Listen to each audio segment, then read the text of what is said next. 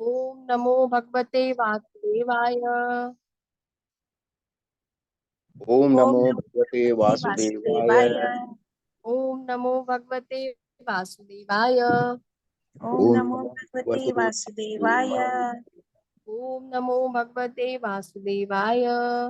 ओम ओम नमो नमो भगवते भगवते वासुदेवाय। वासुदेवाय। नारायणं नमस्कृत्यं नारायणं नारायणं नमस्कृत्यं नरं नमस्कृत्यं चैव नरोत्तमं नरं नरं चैव चैव नरोत्तमं नरोत्तमं देवीं सरस्वती व्यासं देवीं देवीं सरस्वतीं व्यासं ततो जयमुदीरयेत्।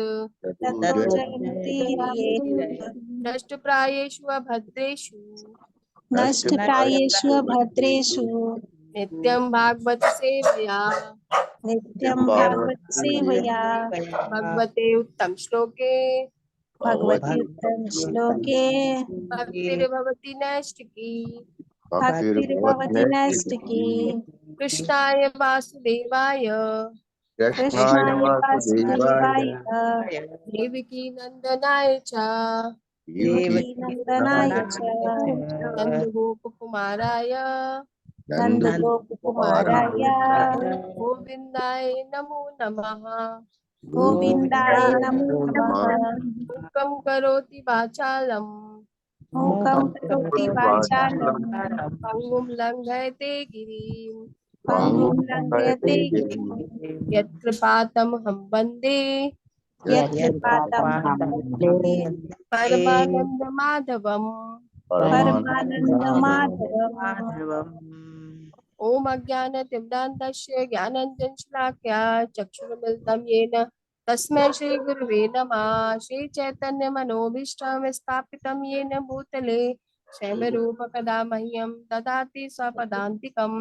वन्देऽहं श्रीगुरु श्रीयुतपदकमलं श्रीगुरून् वैष्णवांश्च श्रीरूपं साग्रजातं सहगण रघुनाथान्वितं तं सजीवम् सावधैतं सावधूतं परिजनसहितं कृष्ण चैतन्य देवम् राधा कृष्ण पादान् सैगललता श्री विशाखान्वितांच हे कृष्ण करुणा सिंधु दीनबंधो जगतपते गोपेश गोपिका कांत राधा कांत नमोस्तुते तप्त कांचन गौरांगी राधे वृंदावनेश्वरी विश्वानुसुते देवी प्रणमामि हरिप्रिये वाञ्छाकल्पतरुभ्यश्च कृपा सिन्धुभ्येव च पतितानां पावनेभ्यो वैष्णवेभ्यो नमो नमः।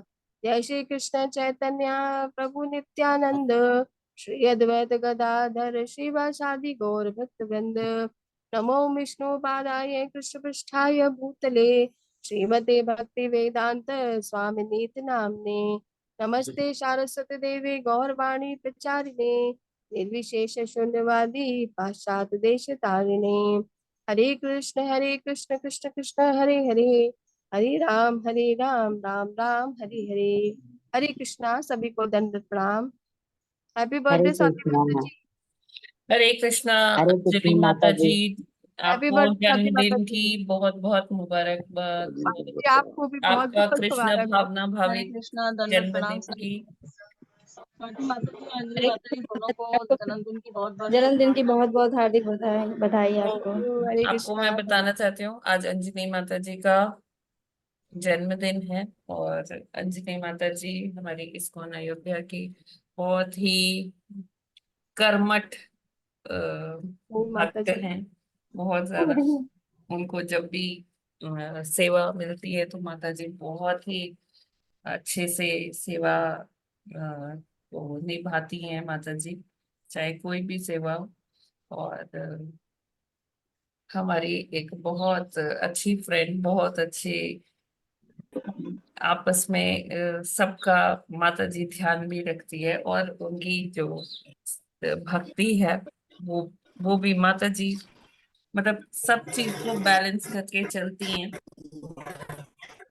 बस तो माता आज जी हम सभी लोग लोग एक आशीर्वाद दीजिए भगवान जी, हमको। आज हम भगवान जी से यही प्रार्थना करते हैं कि माता जी की भक्ति और बढ़ती रहे, भगवान उनको और आध्यात्मिक उन्नति प्रदान करे, और जिससे कि वो अपने भौतिक और आध्यात्मिक जीवन को बैलेंस करके चलते रहे।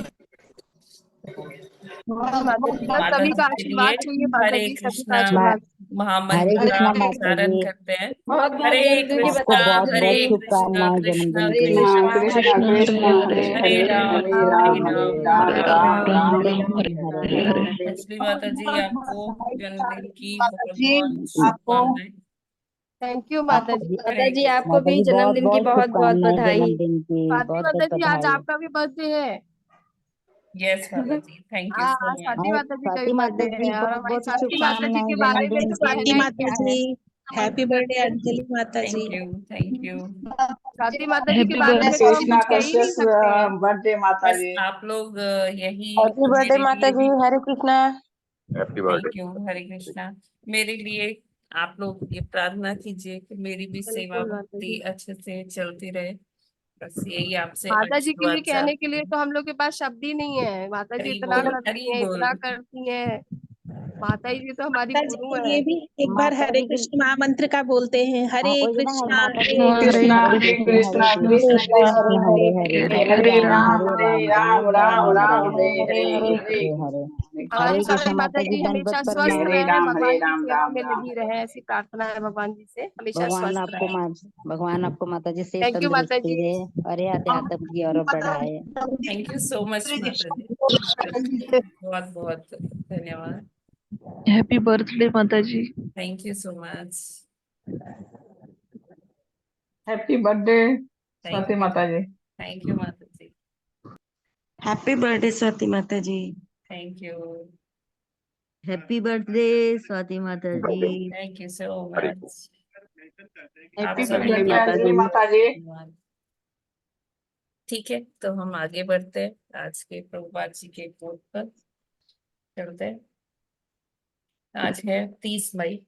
प्रभुपाद जी कहते हैं, जब भी अवांछित जनसंख्या होगी, स्वाभाविक रूप से ये 3 बातें दिखाई देंगी: अकाल, महामारी और युद्ध, और जनसंख्या नष्ट हो जाएगी।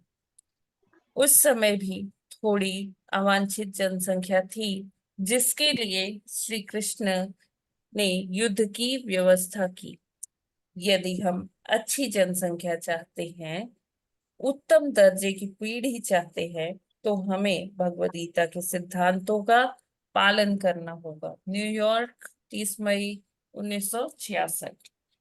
तो प्रभुपाद जी बता रहे हैं कि जब सभ्यता का ह्रास होता है, जब जो नैतिक मूल्य होते हैं, हमारे सांस्कृतिक मूल्य होते हैं, उनका पतन होता है, और ऐसे लोगों का उत्पत्ति होती है, ऐसे लोगों का जन्म होता है जो हमारे धर्म संस्कृति से एकदम विपरीत होते हैं। तो फिर भगवान कुछ ना कुछ ऐसा अरेंजमेंट करते हैं कि जिससे वो सारे एक साथ सब जो है उनका वो जो जीवन काल है वो वहीं समाप्त करके, और उनको किसी तरह से उनका उद्धार करवाते हैं भगवान जी के, कैसे भी चाहे वो अकाल की स्थिति हो जाए।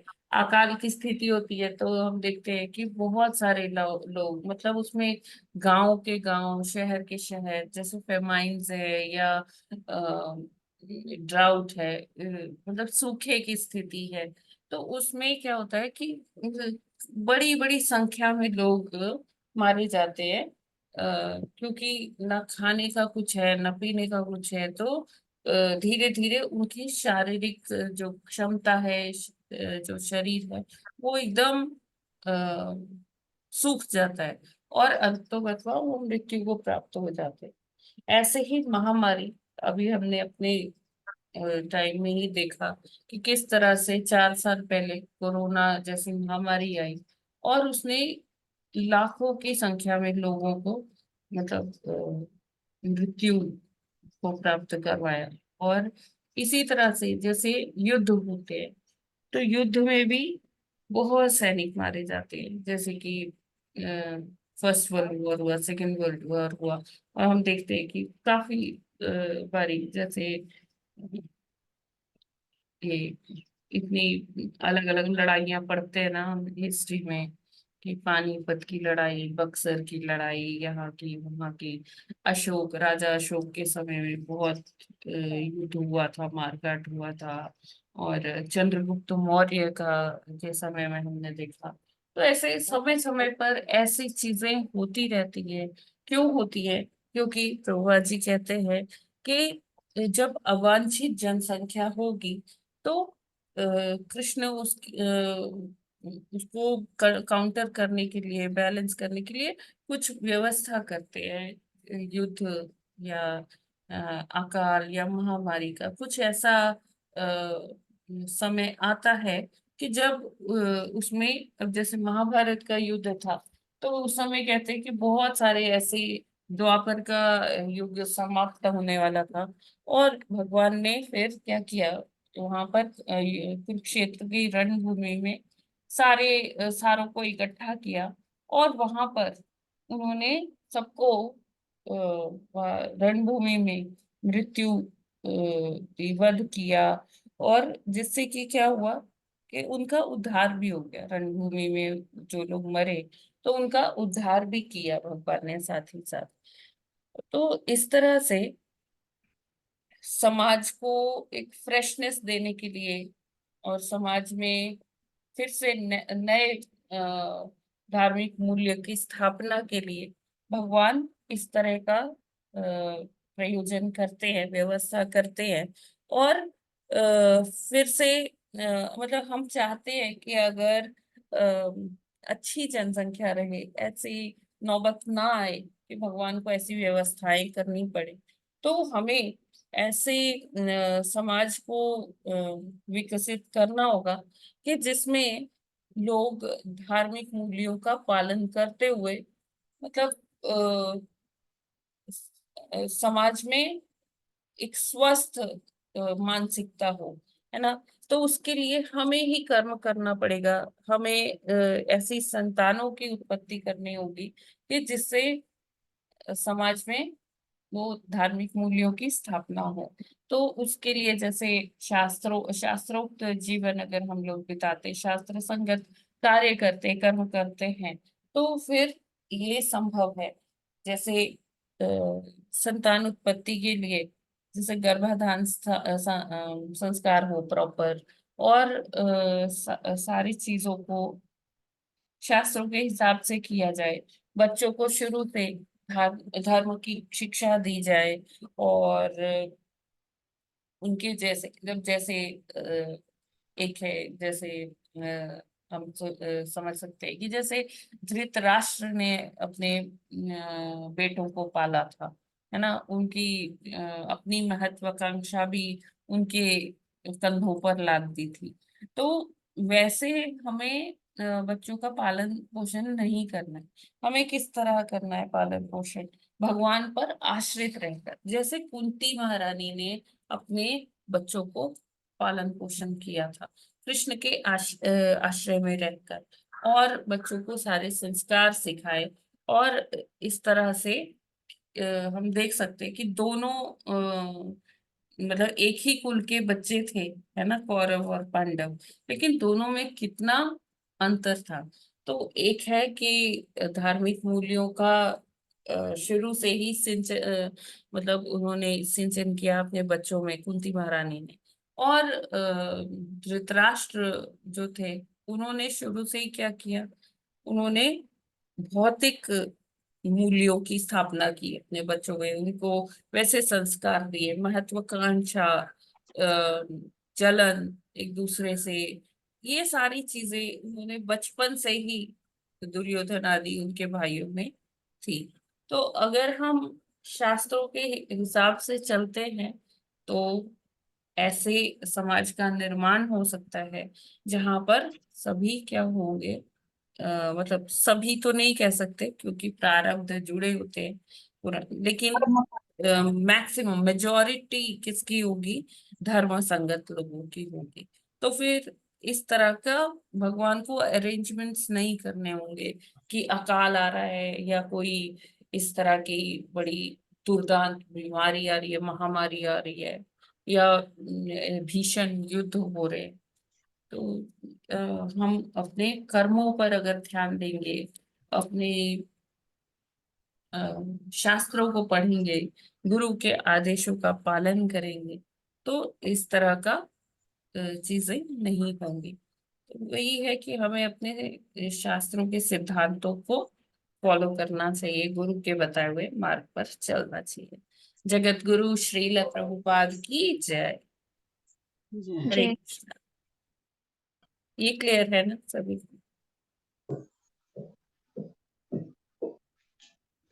जी माता जी। जी माता जी। जी माता जी। Let's move to Bhagavatam. आज हमें कौन सा करना है? 10th करना है माता जी। 10th करना है।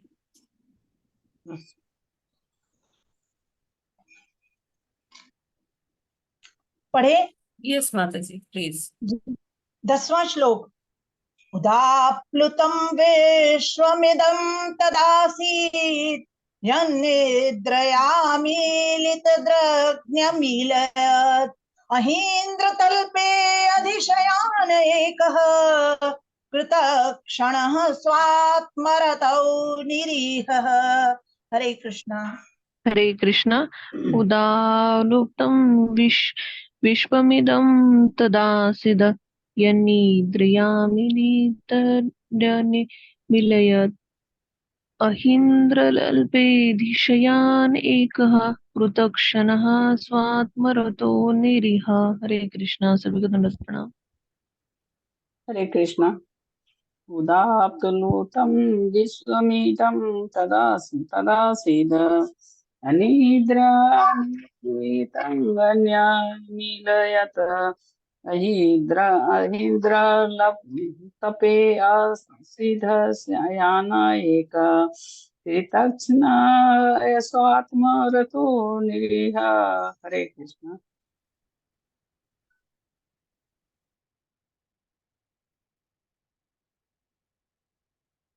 हरि बोल। हरे कृष्ण।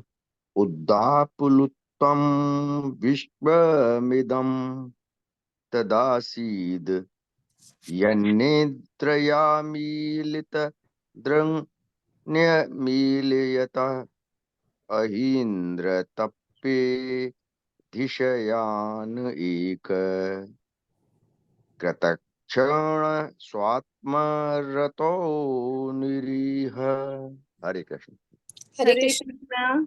उदापलुप्तं विश्वमिदं तदासीद यन्निद्रयामीलितं मीलयत् अहीन्द्रतल्पे अधिशयान एकः कुलक्षणा स्वात्मरतो निरीह। हरे कृष्ण। हरे कृष्णा। उदाप्लुतं विश्वमिदं तदासीद यन्निन्द्रयामीलित अंग्यन्यमीलयत् अहीन्द्रतल्पे अधिशयन एकः कृतक्षणः स्वात्मरतो निरीह। हरे कृष्णा। हरे कृष्ण। उदाप्तलुतं विश्वमिदं तदासीत् यन्निद्रयामीलितद्रग्न्यमीलयत् अहीन्द्रतल्पे दिशयान एक कृतक्षणः स्वात्मरतौ निरीह। हरे कृष्णा। उदाप्लुतं विश्वमिदं तदासीद् यन्निन्द्रयामीलितगगनैर्मीलयत् अहीन्द्रतल्पे अधिशयानैकः कृतक्षणः स्वात्मरतो निरीह। हरे कृष्णा। हरे कृष्ण। उदात्तपुल्तं विश्वमिदं तदासीद यन्निदयामीलितद्रग्न्यमीलयत् अहीन्द्रतल्पे अधिशयान एका कृतक्षणा स्वात्मरतो निरीह। हरे कृष्णा। सभी को दंडवत प्रणाम। हरे कृष्णा। उदाप्लुतं विश्वमिदं तदासीत् यत् निद्रया अमीलित दृक् अहीन्द्रतल्पे अधिशयान एकः कृतसरणः स्वात्मरतौ निरीह। हरे कृष्णा माता जी, हरे दंडवत कृष्णा। प्रणाम, दंडवत प्रणाम। उदात्तनुं विश्वम् इदं तदा आसीत् यत् निद्रा अमिलित एक न्यामिलत अहि इन्द्र तल्पे अधिशायन एका कृच्छ्र स्वम स्वात्मरतो निरीह। हरे कृष्णा। हरे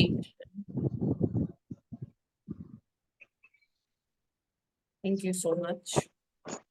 शब्दार्थ, अनुवाद और तात्पर्य श्रील प्रभुपाद जी के द्वारा। श्रील प्रभुपाद जी की जय।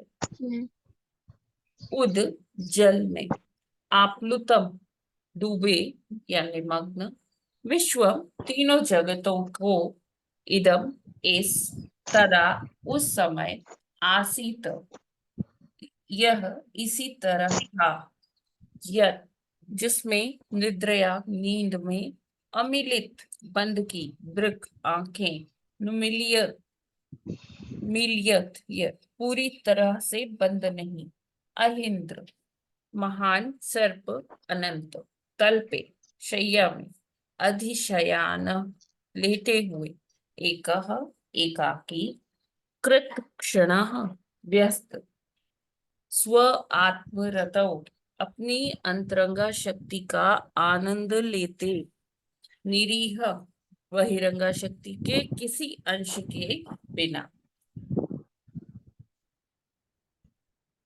अनुवाद। उस समय जब तीनों जगत जल में निमग्न थे, तो गर्भोदक्षाई विष्णु महान सर्प अनंत की अपनी शैया में अकेले लेटे थे। यद्यपि वे अपनी निजी अंतरंगा शक्ति में सोए हुए लग रहे थे और बहिरंगा शक्ति के प्रभाव से मुक्त थे, किंतु उनकी आंखें पूर्णतया बंद नहीं थी। तात्पर्य, भगवान अपनी अंतरंगा शक्ति द्वारा सतत दिव्य आनंद लेते हैं, जबकि बहिरंगा शक्ति विराट जगत के प्रलय के समय निलंबित कर दी जाती है।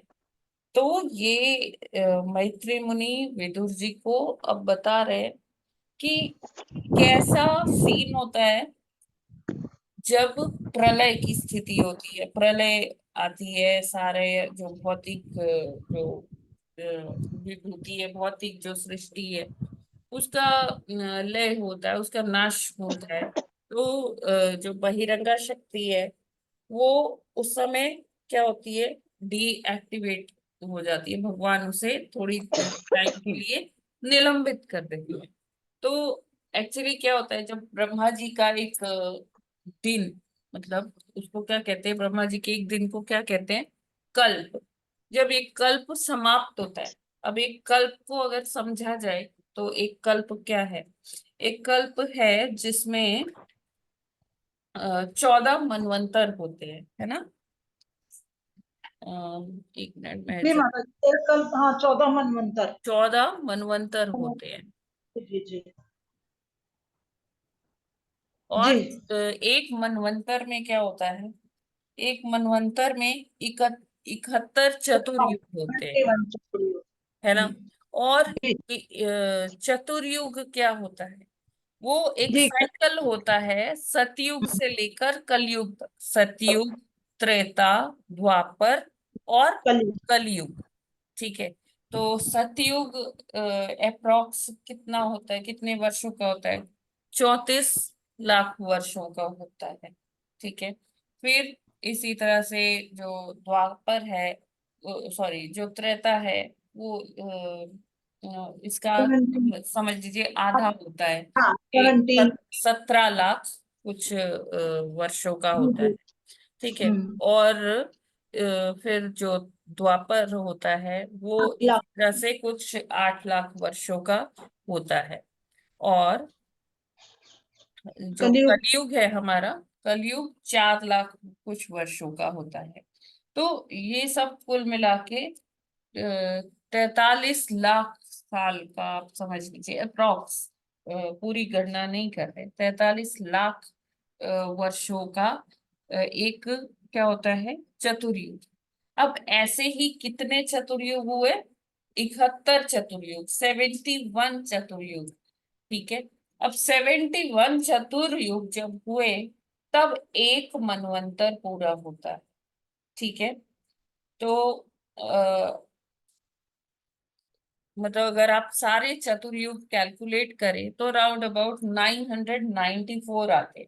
71 इंटू 14 अगर करिए तो वो संख्या कितनी आती है? 994। ये 994 क्या है? कितने नंबर ऑफ चतुर्युग? ये क्लियर हो रहा है क्या? जी माता जी। हरे कृष्णा। जी माता जी। जी जी माता जी। जी, तो अब इसके बाद जब 994 चतुर्युग एक दिन बीता ब्रह्मा जी का, तो उसके बाद जो 6 चतुर्युग मतलब 1000 साल टोटल होता है, तो वो शाम होती है, संध्या काल होता है। तो अब जब ये संध्या काल शुरू होता है ना, तो प्रलय शुरू हो जाती है और सारी सृष्टि जो है वो नष्ट होने लगती है। जैसे हमने पढ़ा था ना कि कैसे बनती है सृष्टि। सबसे पहले आकाश, शब्द से आकाश का निर्माण होता है। फिर आकाश के बाद क्या होता है? वायु का निर्माण वायु, होता है। वायु के बाद फिर क्या अग्नि, होता है? अग्नि, अग्नि अग्नि, का, अग्नि से जल, जल से जल, से पृथ्वी। पृथ्वी। तो धीरे धीरे क्या होता है कि भगवान पृथ्वी तत्व हटा लेते हैं। फिर पृथ्वी तत्व के बाद क्या हटाते हैं? जल तत्व हटा लेते हैं। फिर अग्नि हटा लेते हैं। इसी तरह से धीरे धीरे धीरे जब ये पंच तत्व ये सृष्टि से अलग हो जाते हैं, या आप कह लीजिए डिसोल्यूशन हो जाता है, तो क्या होता है कि पृथ्वी सॉरी सृष्टि का क्या होता है? वो डिस्ट्रक्शन होता है, सृष्टि समाप्त होती है एक तरह से। और ये संध्या काल से शुरू हो जाता है। अब उसके बाद अब आप सोचिए इतना सारा मतलब सारी चीज जलमग्न हो जाती है और सब कहीं जैसे तूफान जैसी स्थिति होती है। और ये जीव जंतु जो होते हैं वो हमने क्या पढ़ा? वो भगवान के अंदर ही शयन करते हैं ना, प्रधान के रूप में। प्रधान एक पिंड बन जाता है, पिंड की वजह से। सारी जीवात्माएं उसमें सूक्ष्म शरीर के साथ अपने मन बुद्धि मन, बुद्धि, है अहंकार, ना, इच्छाएं, मन। तन मात्राएं, ये जी, सारी चीजें, प्रकृति के 3 गुण, ये और फ्रोजन जितने पिंड भी की रॉ तरह। मटेरियल्स होते हैं वो सब क्या होता है? वो सब रॉ मटेरियल्स ये तन्मात्राओं के साथ, सूक्ष्म शरीरों के साथ प्रधान में इकट्ठे होके ये क्या होता है? सब भगवान के साथ ही शयन करते हैं। अब आप सोचिए, मतलब ये थोड़ा सा हमें विचलित करने वाला है कि जब इतना तूफान आ रहा है बाहर और कोई आराम से, एक ऐसी पर्सनालिटी है जो आराम से सो रही है ना। हमारे जो अ, भगवान है, जो विष्णु जी हैं, जो ये जिनके ये मतलब जो ये सारा होता है, तो विष्णु जी गर्भोदक्षय विष्णु अपने महान सर्प कौन है? महान सर्प क्यों कहा गया है?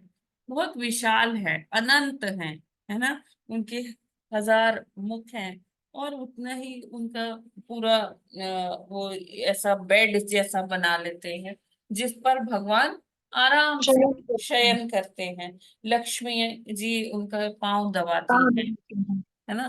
तो ऐसे में जब बाहर इतना टर्बुलेंस है तो वो क्या कर रहे हैं? वो सो रहे हैं। अच्छा, सो भी कैसे रहे हैं? आंख पूरी तरह से बंद नहीं है, आधी आंख बंद है। जब भी आप भगवान का कोई फोटो देखेंगे ना, तो कि शेष जी पर वो निद्रा में है ना, सोए हुए हैं, तो तब भी उनकी आधी आंख खुली रहती है।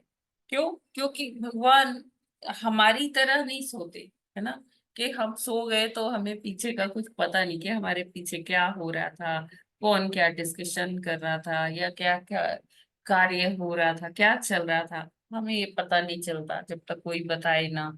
या हम अगर ऐसी व्यवस्था है तो हम सीसीटीवी कैमरे में अगर ना देख ले तो हमें नहीं पता चलता कि पीछे से, हमारे पीछे से क्या हुआ जब हम सो रहे थे। लेकिन भगवान ऐसे नहीं सोते हमारे तरह।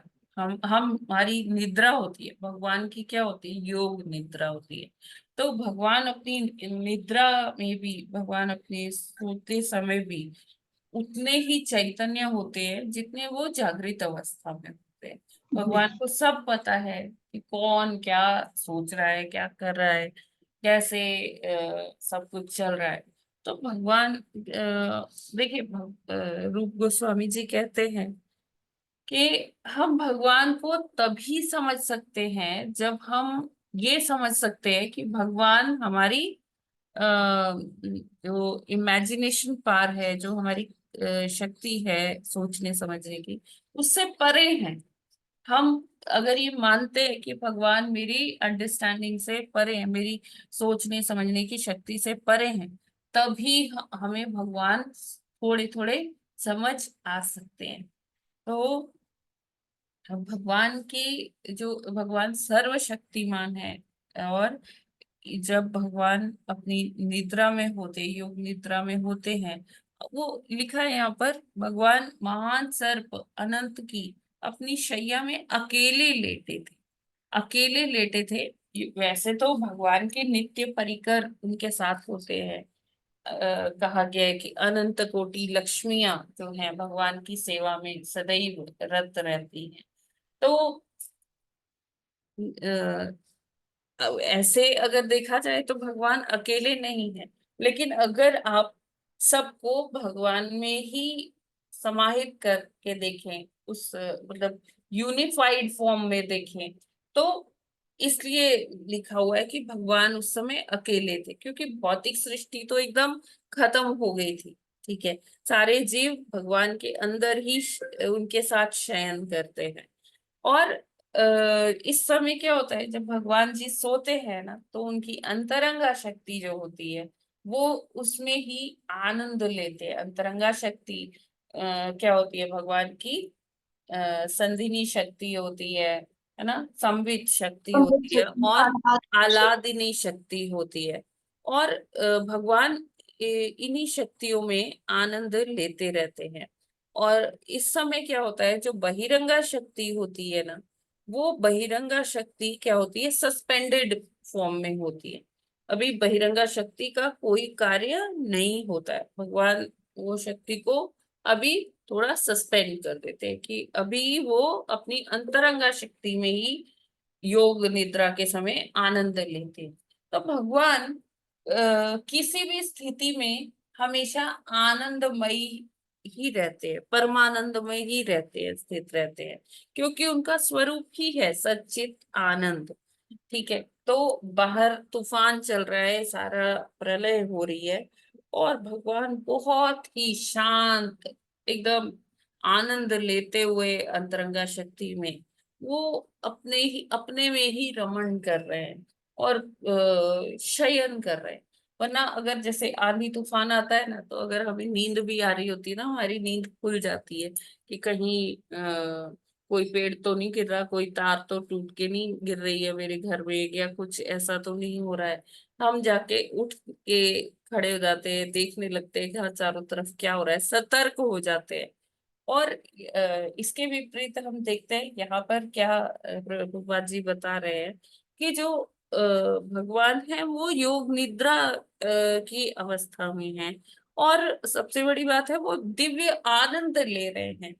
और बाहर क्या चल रहा है उसका उन पर कोई भी प्रभाव नहीं पड़ रहा है ना। और वो जो भी प्रलय का माहौल है, तो उसमें जो उनकी विभिन्न शक्तियां जो मतलब एग्जैक्टली अगर बोले तो जो बहिरंगा शक्ति है, वो उसका अभी कोई कार्यान्वयन नहीं है। वो अभी रेस्ट स्टेट पे है या डीएक्टिवेट मोड में है। ये क्लियर है क्या? हरे कृष्णा। जी माता जी। प्रश्न? हाँ माता जी, क्लियर है सारा। भगवान हमेशा आनंद में रहते हैं, चाहे सृष्टि का जो है के अंदर समाहित हो या जैसे भी हो, सच्चित आनंद है भगवान। जी, तो आगे बढ़ते। हरे कृष्णा माता जी। हरे कृष्णा। यस माता जी। सादर प्रणाम। एक छोटा सा क्वेश्चन है, ये तो अभी कलयुग है और हमारा ये जो कलयुग है किस मनवंतर का, किस कल्प का है माता जी? क्या माता जी आपकी आवाज ब्रेक हो रही है, मेरे तक क्लियर नहीं आ रही। माता जी हाँ सादर हाँ प्रणाम। अभी। हाँ अब दंडवत हाँ, प्रणाम। माता जी अभी हमारा कलयुग चल रहा है। हाँ, ये कलयुग किस कल्प का, किस मनवंतर का भी चल रहा है ये अभी हमारा? 7वां मनवंतर चल रहा है माता जी, अभी ठीक आधे पे सातवां। पहुंचे हैं। ब्रह्मा जी की 100 वर्ष की आयु होती है, अभी ब्रह्मा जी 51 वर्ष के हुए। अच्छा, और किस कल्प का, किस मनवंतर का? 28वां। ठीक है माता जी, धन्यवाद। सातवें सातवें सातवें मनवंतर का 28वां चतुर्युग चल रहा है। सातवां, एक मिनट में माता जी लिख देती हूँ, मैं भूल गई थी ये। सातवां, सेवेंथ सेवेंथ मनवंतर। मनवंतर, हाँ। और इसका 28वां चतुर्युग। 28 चतुर्युग, चतुर। हाँ, और ठीक है माता। इस मनवंतर का नाम है, हर मन जैसे हमारे महीनों के नाम होते हैं ना, जनवरी, जी फरवरी, या इस तरह से चैत्र, वैशाख, आषाढ़, है ना, ज्येष्ठ। तो इस तरह से जो मनवंतर है, मनवंतरों का भी नोमेनक्लेचर है। तो ये वैवस्वत मनवंतर चल रहा है। वैवस्वत। जी माता जी, वैवस्वत मनवंतर। वैवस्वत। ठीक है, ठीक है, और जो धन्यवाद। इसके मनु हैं, हर मनवंतर से कनेक्टेड एक मनु होते हैं, तो मनु जी, का नाम है विवस्वान। वैवस्वत। वही जो सूर्य देव है। हाँ जी जी, जी तो माता वो जी, इस मनवंतर के मनु हैं। हेड। माता जी जी क्या माता नाम बताया मनु का, जो इस मनवंतर है? विवस्वान। जी, वैवस्वत। जी माता जी, लिख लिया, धन्यवाद। और ये 28वां चतुर्युग चल रहा है। 28वां चतुर्युग, चल रहा विभस्वत। है, हाँ। विभस्वत। माता जी मनु के नाम के ही आधार पर ही हो गया क्या? वैवस्वत मनु, विवस्वान, हाँ विवस्वान मनु मतलब जरूरी नहीं है, लेकिन हाँ इस तरह इसमें से हो गया। है। जी, जी ठीक है माता जी, हरे मैं कृष्ण। आपको अभी लिस्ट भेज दूंगी कि कितने मनवंतर होते हैं, उसके कितने मनु नाम। होते हैं, है ना। वो जी अभी और जी लिस्ट जी भेज दूंगी थोड़ी देर। जी हाँ, हरे हरे कृष्ण। कृष्णा माता जी। हरे कृष्णा। माता जी एक बार आपने बताया था कि जिसे जब कलयुग द्वापर से कलयुग में विलय हुआ, जब द्वापर खत्म हुआ कलयुग प्रारंभ हुआ, जी, तो 15,000 वर्ष तक जो है इंटरमीडिएट पीरियड रहता है, वो द्वापर ही रहता है, मतलब तीस कलयुग तीस अपना हजार 30,000 पुराने 30,000। युग के 15,000 वर्ष और नए युग के 15,000 वर्ष, ये अभी तो कलयुग। परिवर्तन काल या ट्रांजिशन पीरियड रहता है, जिसमें हाँ तो पुराने युग के भी कल्चर और रीति रिवाज फॉलो किए जाते हैं और नए युग के भी।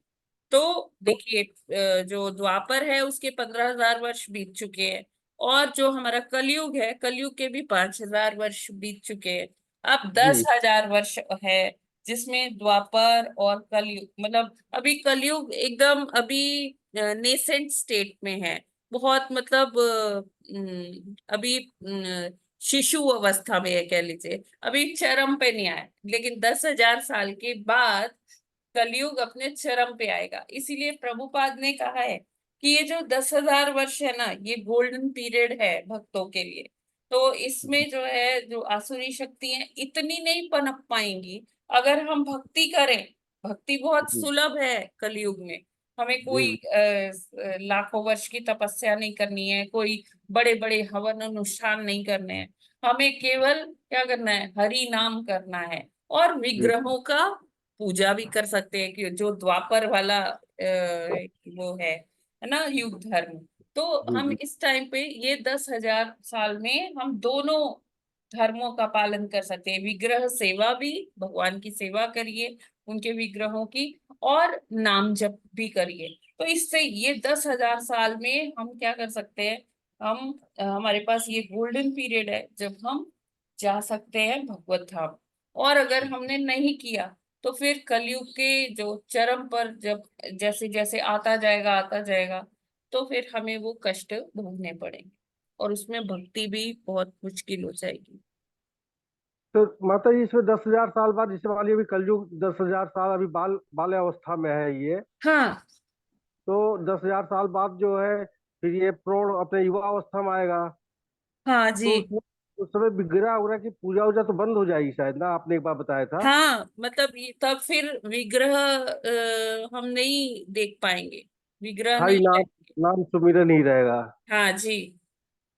और जी माता, मनुष्य की बुद्धि भी बहुत क्षीण हो जाएगी, आयु है भी ना। कम हो जाएगी। हाँ, आयु भी क्षीण हो जाएगी। जी जी मैक्सिमम जैसे जब कलयुग का चरम आएगा तो जी मैक्सिमम जो लोगों की आयु होगी वो 20 वर्ष हो जाएगी। जी जी जी, ठीक है। और हरे कृष्णा हाइट माता। भी हाइट भी कम हो जाएगी, जी जी दो जी जी तीन फुट के ही लोग रह जाएंगे, जी जी जी उनको बहुत लंबा माना जाएगा। जी जी जी जी ठीक है माता जी, हरे जी। कृष्णा। हरे कृष्णा। यस माता जी, we can go ahead with 11th श्लोक। जी। हरे कृष्ण माता 11वां जी, हाँ जी वैसे प्रभु जी। तो कलयुग के यस। लिए तो जो है 15,000 वर्ष पूर्व के और 15,000 वर्ष बाद के हरि नाम में सजेस्ट किया गया है ना। ये विग्रह तो पूर्व वालों का है, हाँ जी। युग का है, हम्म। ऐसा है। द्वापर इस का युग के लिए तो द्वापर हाँ, का युग धर्म है पर विग्रह इस सेवा। युग के लिए तो इन 30,000 वर्षों में हरि नाम ही रिकमेंड किया गया है ना, भगवत प्राप्ति के लिए या इस मार्ग में जाने के नहीं, लिए। मैंने वही बताया, ये ट्रांजिशन पीरियड है तो इसमें विग्रह सेवा भी, आज देखिए मंदिरों में विग्रह सेवा हो रही है, लोगों ने घर में भी विग्रह रखे हुए हैं। विग्रह सेवा बहुत जोर शोर से हो रही है, ऐसा नहीं है। और नाम जप भी हो रहा है। तो हम इतने फॉर्चुनेट है, हम इतने ब्लेस्ड हैं कि हमें दोनों युगों के युग धर्म का पालन करने का मौका मिल रहा हाँ माता जी, ठीक है ना। लेकिन बीच हाँ बीच माता जी। में आसुरी शक्ति डेवलप होती रहती है, तो वो विग्रहों को तोड़ फोड़ कर देते हैं, और मतलब ये सारा भी चल रहा है। हाँ माता जी। जी। ठीक है, हरे फिर कृष्णा माता नव निर्माण भी हो जी। जाता है। लेकिन 10,000 सालों के बाद इतनी आसुरी शक्तियां इतनी प्रबल हो जाएगी कि फिर वो विग्रहों को या भक्तों का जीवन बहुत मुश्किल कर देगी। हाँ माता जी, ये विग्रह तो सभी जैसे मेटल हुए और ये प्लास्टर ऑफ पेरिस हुए या रेत हुई, मिट्टी हुई, सबके रिकमेंडेड हैं। लेकिन एक जगह ये भी आया है, इसके लिए तस्वीर के लिए वर्ड यूज हुआ है, पता नहीं क्या चित्र किस तरह का, वो भी रिकमेंडेड है। क्या क्या तेल प्रभु जी। माता जी, ये विग्रह तो सारे रिकमेंडेड हैं, जैसे मेटल के हुए हाँ और क्या कहते हैं, मिट्टी के हुए, रेत के हुए, और शायद प्लास्टर ऑफ पेरिस के नहीं है। लेकिन वो एक जगह प्रभुपाद जी ने लिखा है, तेल तेल चित्र, ये रंगीन जो शायद तस्वीरें आती हैं चित्रपट। उनको हाँ, तेल तेल तेल चित्र ही वर्ड लिखा है वहां माता जी। हाँ जी जी तो जी। ये oil painting. Oil oil paints painting. का यूज होता है ना प्रभु जी। हाँ, तो माता जी ये भी कर सकते हैं ना, तेल चित्र की जैसे अच्छी तस्वीरें हैं, बल्कि ज्यादा उनमें मन लगता है, क्योंकि वो जैसे बताते हैं कि पीत वस्त्र धारण करते हैं और करधनी धारण करते हैं, तो अलग अलग रंगों की जब दिखाई देती हैं तो मन ज्यादा लगता है इसके अंदर। और मोर मुकुट का रंग अलग दिखाई देता है, और सर पे धारण किए हुए का अलग दिखाई देता है। तो देखिए और प्रभु जी, करधनी अलग दिखाई देती इसमें है। हमें वो नहीं करना चाहिए जिसमें हमारा मन लगता है। देखिए जो शास्त्रों में वर्णन है उसमें है काष्ठ का हो सकता है भगवान का विग्रह। काष्ठ मतलब लकड़ी। ठीक है, हाँ जैसे माता, जगन्नाथ जी के विग्रह होते हैं वो लकड़ी अच्छा के माता, विग्रह होते हैं। अच्छा। ठीक है, धातु का हो सकता है, पत्थर हाँ का हो सकता है, हाँ माता क्ले क्ले वो क्या कहते हैं, मिट्टी का हो सकता है हाँ ना, माता जी चित्रपट बराबर। हो सकता है। तो जिसमें जिसका मन जिसमें रम जाए तो हाँ माता जी। वो हम कर सकते हैं। इसमें कुछ ये नहीं है कि ये ज्यादा अच्छा हाँ है माता जी। या ये कम अच्छा है, या किसी हाँ ने अगर काले पत्थर का बनवा लिया तो वो हाँ अच्छा माता नहीं जी। लग रहा, उसमें रंग नहीं उभर के नहीं आ रहे, ऐसा नहीं है। हाँ भगवान हाँ जी किसी भी फॉर्म में हो वो सर्व आकर्षक ही होंगे, हाँ माता जी। तो हमें जैसे उसमें आजकल, भेद नहीं करना चाहिए। हाँ भेद नहीं करना है। जैसे माता जी ये जो तैल चित्र जो शब्द लिखा था, तो इसमें एग्जैक्ट जैसे मोर मुकुट है हरे रंग का दिखाई देगा, उनका मुकुट अलग सुनहरी रंग का दिखाई देगा, उनके चंद्रक जो धारण करते हैं वो अलग रंग का प्रभु दिखाई वही देगा। मैं बार तो बार कह रही हूँ कि इसमें हमें भेद नहीं करना चाहिए। अब हाँ बांके माता जी। बिहारी जी हैं, वो एकदम ब्लैक पत्थर के हैं, लेकिन वो तो अच्छा माता बहुत जी। आकर्षक लगते हैं, इतने आकर्षक लगते हैं कि लोग अगर उनको एक टक देख ले तो फिर वो एकदम पागल हो जाएंगे उन्हीं के लिए। तो इसीलिए हाँ वहां माता पर जी ठीक है। पर्दा उठाते हैं, फिर बंद करते हैं, फिर लगाते हैं, फिर खोलते हैं, इस तरह हाँ चलता है। तो इसमें हाँ भेद माता ना जी ठीक। करिए। हाँ माता जी ठीक है।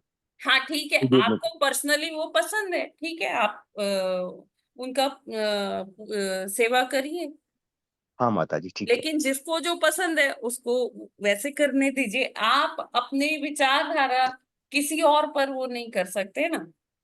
हाँ माता जी ठीक है। राइट। सभी रिकमेंडेड हैं जो ये आपने यस, बताया। जो भी शास्त्रों में वर्णित है उसके आधार पर अगर किया जा रहा है तो सारे अच्छे हैं। तो हाँ आप इसी से देख लीजिए ना कि कितने आकर्षक लगते हैं भगवान, चाहे वो हाँ काले पत्थर के हों, चाहे वो मार्बल के हों, चाहे वो पिंक स्टोन के हों, या फिर कोई भी सिंपल मिट्टी के बना लेते हैं। हाँ माता जी। भगवान तो सर्वाकर्षक है। हाँ ये हमारी रति है कि हमारी रति किसमें हो गई। हरे कृष्ण माता। हरे कृष्णा प्रभु जी। माता जी। हरे कृष्ण माता जी, दंडवत हाँ प्रणाम। जी। ओके माता माता जी मैं जी। ये कह रही थी कि हाँ, जो ये हमारे सभी ग्रह हैं भगवान के, ये तो सब मतलब 10,000 वर्ष तक और चलेंगे, है ना। फिर तो ये जो असुरी वो आ जाएगी प्रवृत्ति, फिर वो इनका खंडन करने लग जाएंगे, है ना माता जी। जी हाँ, बिल्कुल। तो फिर ये अर्थ वगैरह देखेंगे ही नहीं बाद में। यस माता जी। हाँ, 11वां सोऽन्तः शरीरे अर्पित भूत सूक्ष्मः कालात्मिकां शक्तिमुदीरयाणः उवास तस्मिन् सलिले पदे स्वे यथा नलो दारुणिरुद्धवीर्यः। हरे कृष्णा।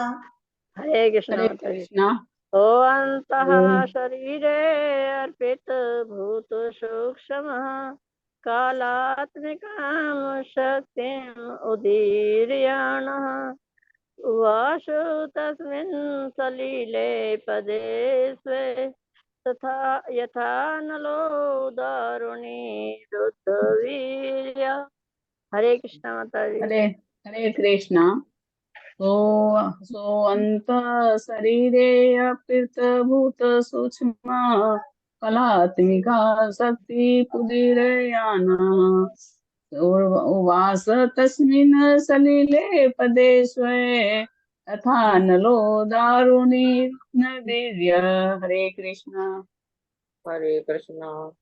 सुवन्तः शरीरे अर्पित भूत सूक्ष्मः कलात्मिकां शक्तिमुदीरा उवास तस्मिन् सलिले पदे स्वये यथा नलो दारुणे रुद्रवीर्यः। हरे कृष्ण। हरे हरे कृष्णा। कृष्ण। हरे कृष्ण। सोऽन्तः शरीरे अर्पित भूत सूक्ष्मः कालात्मिकां शक्तिमुदीरयाणः उवास तस्मिन् सलिले पदे स्वे यथा नलो दारुणीरुद्वीर्यः। हरे कृष्ण। हरे हरे हरे कृष्णा। कृष्णा। सोहंत। सोअन्ति, अच्छा बोलिए आप। हाँ। बोल लीजिए। सोऽन्ति शरीरे अपित भूत सूक्ष्म कलात्मिकां शक्तिम् मुदीरयाणा उवास तस्मिन् सलिले पदे स्वे यथा नलो दारुणी रुद्रवीर्य। हरे कृष्णा। तो अंत शरीरे अर्पित भूत सूक्ष्म काली कलीमुखा शक्ति मुदीरण वास तस्मिन् सुलेपदे स्वे यथा नलो दारुणी रुद्र वीरे। हरे कृष्ण। सो अन्तः शरीरे अपिर्भूतसूक्ष्मः कालात्मिकां शक्तिमुदीरयाणः उवास तस्मिन् सलिले पदे स्वे यथा नलो दारुणीरुद्धवीर्यः। राधे कृष्ण। हरे हरे कृष्ण। कृष्णा। सो राधे शरीरे अर्पित भूत सूक्ष्म कालात्मिकां शक्तिमुदीरयाण उवास तस्मिन् सलिले पदे स्वे यथा नलो दारुणिरुद्रवीर्य। हरे कृष्णा। हरे कृष्णा। सो अंतः शरीरे अर्पित भूत सूक्ष्म कालात्मिकां शक्तिमुदीरयाण उवास तस्मिन् सलिले पदे स्वे यथा नलो दारुणीरुद्धवीर्यः। हरे कृष्ण। हरे कृष्ण। सोऽन्त शरीरे अर्पित भूत सूक्ष्म कालात्मिका शक्ति मुदीरयाण उवास तस्मिन् सलिले पदे स्वे यथा नलो दारुण रुद्र वीर्य। हरे कृष्ण। हरे कृष्ण। योऽन्तः शरीरे अर्पितभूत सूक्ष्मः कालात्मिकां शक्तिमुदीरयाणः वास तस्मिन् सलिले पदे स्वे यथा नलो दारुणिरुद्धवीर्यः। हरे कृष्णा। सभी को धन्यवाद प्रणाम। Thank you so much. शब्दार्थ, अनुवाद और तात्पर्य श्रील प्रभुपाद जी के द्वारा। श्रील प्रभुपाद जी की जय। जय। शब्दार्थ। सह भगवान अंतः भीतर शरीरे दिव्य शरीर में अर्पित रखा हुआ भूत भौतिक तत्व सूक्ष्म सूक्ष्म काल आत्मिकम आत्मिकाम काल का स्वरूप शक्तिम शक्ति उदीरयाण अर्जित करते हुए उवास निवास किया तस्मिन उसमें सलिले जल में पदे स्थान में सोए निजी यथा जिस तरह अनलह अग्नि दारुणी लकड़ी में रुद्ध वीर्य लीन शक्ति। अनुवाद। जिस तरह ईंधन के भीतर अग्नि की शक्ति छुपी रहती है उसी तरह भगवान समस्त जीवों को उनके सूक्ष्म शरीरों में लीन करते हुए प्रलय के जल के भीतर पड़े रहे। वे काल नामक स्वतः अर्जित शक्ति में लेटे हुए थे। तो यहाँ भगवान जी के बारे में बता रहे हैं कि भगवान की जैसे काल काल का प्रभाव कहाँ होता है? भौतिक सृष्टि में ही होता है। भगवान काल से परे है ना। भगवान को अगर देखा जाए, भगवान की जो आयु है, भगवान देखने में कैसे प्रतीत होते हैं कि वो 16 साल के एक नवयुवक हैं, जबकि हम कहते हैं वो आदि पुरुष है ना। आदि पुरुष मतलब कि जब कोई भी नहीं था, कुछ सृष्टि नहीं थी, कुछ भी नहीं था, भौतिक जगत नहीं था, ना ब्रह्मा थे ना कोई भी नहीं था, तब भी भगवान थे। और उसके पहले भी अनंत काल से भगवान है ना। लेकिन वो देखने में कैसे लगते हैं? ऐसा नहीं है कि भगवान के सफेद सफेद बाल हैं, भगवान के कंधे झुके हैं, अरे अब इतना टाइम हो गया। नहीं, भगवान हमेशा चिर यौवन रहते हैं, हमेशा 16 वर्ष की आयु के रहते हैं। तो इसी से पता चलता है कि काल जो है भगवान पर काल का कोई प्रभाव नहीं है। बाकी जैसे हम जो भौतिक जीव हैं ना, तो हम जो भौतिक जगत के लोग हैं, हम यहाँ किस चीज से नियंत्रित हैं? जैसे स्पेस कोऑर्डिनेट, टाइम, और जो हमारे मानसिक विचार हैं, है ना। तो जैसे जहाँ हम रह रहे हैं वो जगह, उसका किस दिशा में है, किस अक्षांश रेखांश पर है ना। लॉन्गिट्यूड लैटिट्यूड हम पढ़ते हैं।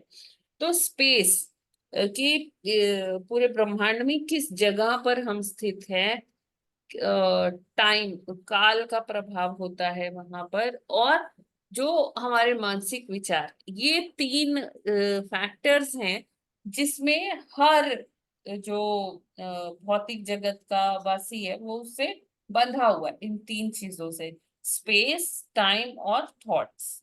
तो लेकिन भगवान पर इसका कोई प्रभाव नहीं पड़ता है।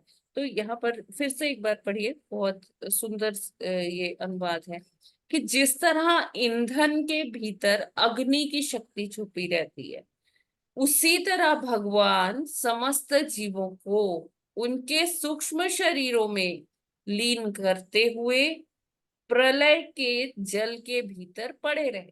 यानी कि सारे जीव, जो कहा जाता है ना, प्रधान के अंदर सब कॉन्सेंट्रेट हो जाता है ना। जो जीव का सूक्ष्म शरीर क्या है, मन, बुद्धि, अहंकार, ये सारी चीजों को भगवान क्या करते हैं, हर जीवात्मा को उसके सूक्ष्म शरीर में लीन कर देते हैं, और अपने अंदर प्रधान के फॉर्म में लेकर सबको अपने भीतर लेकर शयन करते रहते हैं जल के भीतर। और काल का जो काल नामक स्वतः अर्जित शक्ति में लेटे हुए होते हैं। स्वतः अर्जित शक्ति यानी कि भगवान की ये एक शक्ति है ना। काल जो है भगवान का दास है, भगवान का ही शक्ति का एक स्वरूप है। तो भगवान उसी शक्ति में, अपनी ही शक्ति में लेटे रहते हैं, उस पर भगवान पर उसका कोई प्रभाव नहीं पड़ता है। तात्पर्य, जब तीनों लोक, ऊर्ध्व, मध्य तथा अधोलोक, ऊर्ध्व लोक कौन से हो गए, उच्चतर लोक जो हो गए हमारे से जो ऊपर लोक हैं, है ना। जैसे सत्य लोक से ये जो 6 लोक ऊपर है वो ऊर्ध्व लोक है। मध्य क्या है, मध्य में हमारा ये भौतिक जगत है। और अधोलोक क्या है, जो 7 पाताल है, वो अधोलोक है। तो ये तीनों लोग जब प्रलय के जल में निमग्न हो गए, जब ये प्रलय आई तो प्रलय का जल जो होता है सारी तरफ क्या होता है, सबमर्ज हो जाता है। जितना लैंड है या जितनी भी ग्रह है, नक्षत्र है, सारी जितनी भौतिक सृष्टि होती है वो सारी जल मग्न हो जाती है। तो तीनों लोकों के जीव काल नामक शक्ति के द्वारा अपने सूक्ष्म शरीरों में पड़े रहे। इस प्रलय में स्थूल शरीर अप्रकट हो गए, यानी कि जो हमारा ग्रॉस बॉडी है वो अनमैनिफेस्ट हो गई, है ना। बाकी जो सूक्ष्म शरीर है तो वो तो हम जानते हैं, आत्मा का कभी नाश नहीं होता, ना उसे कोई पानी में डुबा सकता है, ना उसको कोई हवा में सुखा सकता है, ना कोई उसको खंड खंड कर सकता है, काट भी नहीं सकता। तो इस तरह से जो आत्मा है वो तो, उसकी जो अस्तित्व है वो तो बना रहता है। और वो कहाँ पर शयन करते हैं, क्या है, कहाँ लिखा है, कहाँ पड़े रहे, सूक्ष्म शरीरों के साथ भगवान के अंदर वो पड़े रहते हैं। और भगवान कहाँ रहते हैं, भगवान अनंत जी के ऊपर, शेष जी के ऊपर भगवान योग निद्रा में रहते हैं। किंतु सूक्ष्म शरीर स्थित रहे जिस तरह भौतिक सृष्टि का जल पड़ा रहता है, इस तरह भौतिक शक्ति पूर्णतया निशेष नहीं हुई, जैसा कि भौतिक जगत के पूर्ण प्रलय में होता है। ठीक है, ये क्लियर है। माता जी, हरे कृष्ण माता जी। लेकिन सारे तीनों जब लोग जल के अंदर निर्मग्न हो गए, हाँ जी, तब ये अपूर्ण जो है वो है प्रलय है, पूर्ण नहीं है। पूर्ण पूर्ण में है फिर प्रभु जी, ये बात हो रही है जब एक कल्प खत्म हो जाता है। अच्छा, तो अपूर्ण हुई है फिर, है ना, चाहे जल में मग्न है। क्या? तीनों लोग जल में निर्मग्न हो जाते हैं हाँ जी। जब का एंड होता है, तो कल्प के एंड वाला पूर्ण वो नहीं कहलाएगा, प्रलय नहीं कहलाएगा, चाहे तीनों ही लोक जो हैं जल में निर्मग्न रहे, ऐसा है ना। तो पूर्ण प्रलय ही है प्रभु जी, उसी की अच्छा, बात हो रही है हाँ। और है ना? माता जी एक बात, हाँ देखिए, ब्रह्मा जी के दिन में सृष्टि पूरी चलती है। जब सुबह होती है तो भगवान सृष्टि करते हैं, और जब संध्या होती है तो प्रलय शुरू हो जाती है, पूरी तरह से प्रलय शुरू हो जाती है, और सारी रात ये सारा कार्यक्रम चलता रहता है। ठीक है माता जी। हरे कृष्ण। माता जी एक क्वेश्चन और है छोटा सा। हाँ जी। तो ये था माता जी, जब प्रलय होती है तो जीव अपने सूक्ष्म शरीर के साथ भगवान के अंदर समा जाता है, इसमें भौतिक तत्व नहीं रहते हैं। तो आपने बताया कि मन बुद्धि अहंकार के साथ भगवान के शरीर में विलय हो जाता है, लेकिन इन 23 तत्वों में से 5 भौतिक तत्व निकल जाएंगे, तो मन बुद्धि अहंकार के साथ क्या और तत्व भी सारे मौजूद रहते हैं इस और स्टेज कौन पर। से तत्व प्रभु जी? जी, और जो जैसे जो है वो है स्मेल, टच, रिंग, और 5 तन मात्राएं, तो इस वो तरह तो के हैं। अलग हो गई ना, तन्मात्राएं, इच्छाएं, कामनाएं, ये सारी चीज अलग हो गई, में कहा 5 मिनट, है ना? सूक्ष्म ये सारा 5 क्या मिनट है? अभी तो। ये सब मन के अंदर ये स्टोर रहता है। अच्छा, ठीक है, ये मन के अंदर ही रहती हैं एक सारी। हाँ, क्वेश्चन पूछना क्या होगा। ये कि ये भी जाएंगी इसके साथ, ठीक है मन माता। है, बुद्धि है ना? ये हाँ वहां माता। स्टोर रहता है प्रभु जी, ये डेटा, अच्छा, कि हमारी ठीक है। लाइक्स, डिसलाइक्स, हमारी इच्छाएं। हाँ, मन बुद्धि में रहता है, हाँ जी। इसलिए इस समय ये कहा जाएगा कि मन बुद्धि अहंकार के साथ सूक्ष्म शरीर भगवान के अंदर समा जाता है, अलग जी अलग नहीं जी कहा जी, जाएगा, ऑलरेडी बिल्कुल। निहित हैं उसके अंदर, चाहे कैटेगरी में कहलाते अलग अलग है। ठीक है जी माता जी। प्रभु जी। हाँ माता जी, ठीक है, हरे कृष्ण। हरे कृष्णा माता जी। हरे कृष्णा माता जी, हरे दंडवत कृष्णा प्रणाम। माता जी। जी माता जी। माता जी मैं ये पूछ रही थी, हाँ, आधा क्वेश्चन तो प्रभु जी ने कर दिया, कि जो ये हमारा सूक्ष्म शरीर है, हाँ आप जी। बता रहे हैं कि भाई ये हमारा वहाँ डाटा वहाँ हो जाता, मतलब मन बुद्धि अहंकार भगवान के उसमें लय हो जाते हैं, हाँ लेकिन जो हमारी आत्मा है उसके लिए क्या बताया था आपने, कि आत्मा कहाँ रहती है, मतलब ये सूक्ष्म शरीर के साथ नहीं रहती है। हाँ, सूक्ष्म शरीर के अंदर ही आत्मा रहती है ना माता जी। हाँ मैं यही पूछ रही थी, हाँ आत्मा तो मतलब जैसे कहीं भी देहांतरण करती है तो मतलब सूक्ष्म शरीर के साथ करती है ना। जी। अम, तो इसलिए मैं पूछ रही थी कि यहाँ आत्मा अलग होगी है या उसी के साथ वो रहती है। माता जी तो हरे कहीं कहीं आत्मा और एक मिनट मन प्रभु बुद्धि जी। अहंकार मतलब एक साथ डाटा में आ जाते हैं, ये है जी माता जी। जी। ठीक। माता जी कहीं कहीं ये भी आया है कि आत्मा तो कुछ ना करती है ना कराती है वो, लेकिन ये जो है सूक्ष्म शरीर आत्मा के चारों ओर इसको घेरे रहता है, जिसमें हमारे किए हुए कर्म वगैरह हैं। और आपने कहा कि सूक्ष्म शरीर के, हाँ, अंदर ही आत्मा रहती है, तो एक ही बात हुई, इसको कवर तो किया हुआ। ठीक है माता जी, कहलाएगा कि सूक्ष्म शरीर जाता है हम्म। क्योंकि आत्मा अंदर ही है उसके। ठीक है माता जी। हरे कृष्णा माता जी। हरे कृष्णा प्रभु जी। माता जी, ये कभी आपने बताया था कि जैसे ब्रह्मा जी का 100 वर्ष जब होता था, एक मनवंतर होता है माता जी, कि एक दिन, एक एक कल्प। एक कल्प एक कल्प मतलब अर्थात एक दिन ब्रह्मा जी का। एक दिन, ब्रह्मा जी का एक दिन बराबर एक मनवंतर। नहीं, एक कल्प। एक कल्प अपने हिसाब से कितने कितने साल का होता होगा माता जी? क्या? एक कल्प कितने साल का होता होगा? अब आप ऐसे अंदाजा लगा दीजिए कि 14 मनवंतर होते हैं, उसमें 1000 करीब चतुर्युग होते हैं। एक चतुर्युग का करीब 43 लाख साल का होता है अप्रोक्सीमेटली। तो आप ऐसे कर लीजिए, जैसे एक चतुर्युग 43 लाख साल का होता है, तो 43 लाख इंटू 71, 71 इंटू 14 इस तरह से करना पड़ेगा तो आएगा। और उतनी ही बड़ी रात भी होती है ब्रह्मा जी की, वो भी प्लस करना पड़ेगा।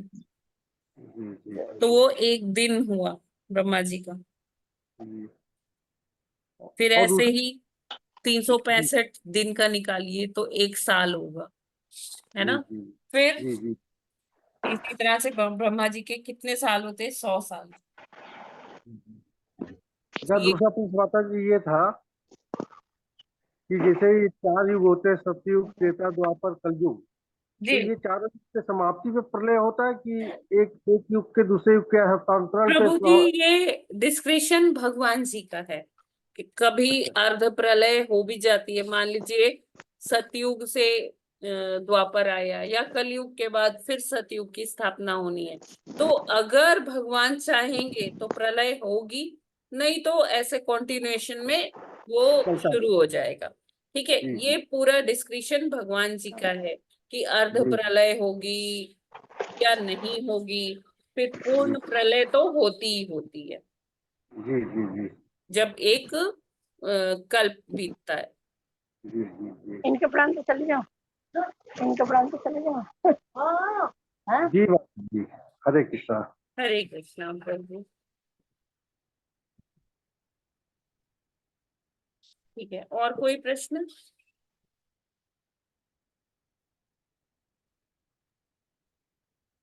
ठीक है, तो फिर हम लोग आज यहीं पर विराम करते हैं। हरे कृष्ण माता जी। हरे कृष्णा माता जी, ब्रह्मा जी का एक दिन 8000 चतुर्युग के बराबर होता है ना? 994 चतुर्युग होते हैं एक दिन में, उसके बाद संध्या काल शुरू हो जाती है। तो 6 संध्या काल है। हाँ, दो, हाँ क्या मतलब 6 चतुर्युग संध्या काल है?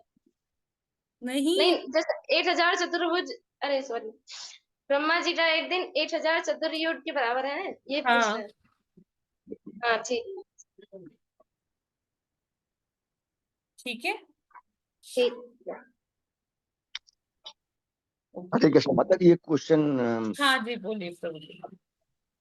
था, भूल गया माता जी। चलो कोई बात। कोई बात नहीं, आप टेक्स्ट कर सकते हैं प्रभु जी, व्हाट्सएप कर दीजिए।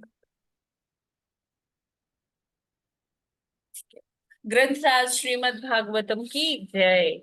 जगत गुरु श्रील प्रभुपाद की जय। नामाचार्य हरिदास ठाकुर की जय।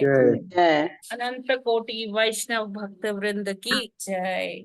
जय वांछा कल्पतरुभ्यश्च कृपा सिन्धुभ्य एव च पतितानां पावनेभ्यो वैष्णवेभ्यो नमो नमः। हरे कृष्णा, सभी को दंडवत हरे प्रणाम। कृष्णा, सभी हरे को दंडवत कृष्णा माता जी, दंडवत प्रणाम। दंडवत प्रणाम माता जी, आपको दंडवत प्रणाम। प्रणाम। ये अद्वैत गदाधर हरे कृष्णा माता जी, दंडवत प्रणाम, सभी भक्तों को प्रणाम। हरे कृष्ण हरे माता। कृष्णा माता जी, हरे सभी को कृष्णा।